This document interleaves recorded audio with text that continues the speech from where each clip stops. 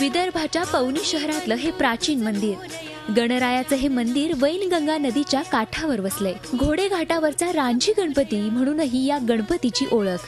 श्रीमंत भाऊसाहेब काळीकर यांच्या मालकीच्या या मंदिराची स्थापना बांबूच्या वनात झाली आणि म्हणूनच याला रांझीचा गणपती म्हणून ओळखलं जातं।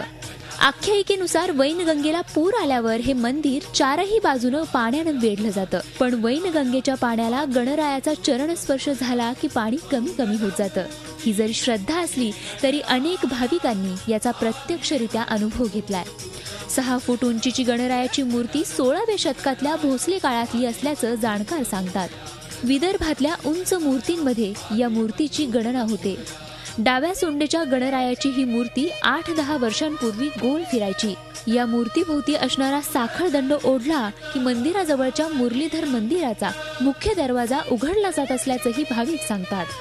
19व्या शतकात गावाच्या वेशीवरच हे मंदिर होतं, त्यामुळे भंडाऱ्याहून येण्याचा हा रस्ता असल्यानं भाविक गणरायाचं दर्शन घेऊनच घरी जायचे।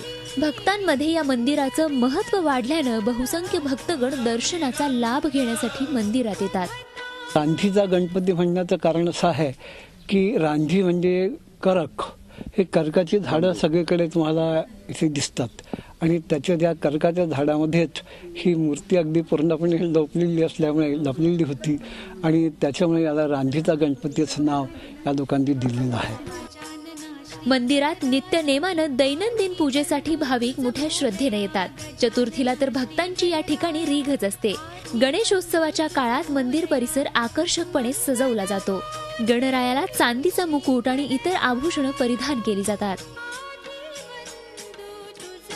मूर्ती म्हणजे अशी काळी कुट्ट होती आणि मग नंतर तिला शेंदूर लावलो आम्ही, थोडा शेंद्री केली आता आणि आता तिथं कोणी बी येऊ शकणार शेंदूर लावून सणारा आपली पूजा अर्चना कंप्लीट करतात। आता दरवेळेस कमीत कमी 15-16 हजार लोक येतात आणि पूजा अर्चना करून आपापल्या घरी वापस जातात। मी इथे नित्यक्रम दर चतुर्थीला येतो, अथर्व शीर्ष म्हणतो आणि श्रद्धा तर आहेच।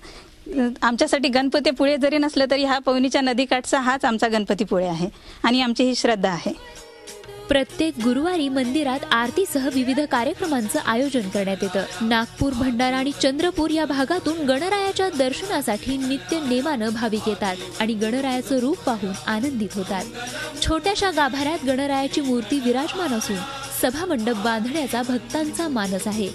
तर अशा या वैनगंगेच्या तीरावर वसलेल्या बाप्पाचं दर्शन भाविकांनी घ्यायलाच हवं।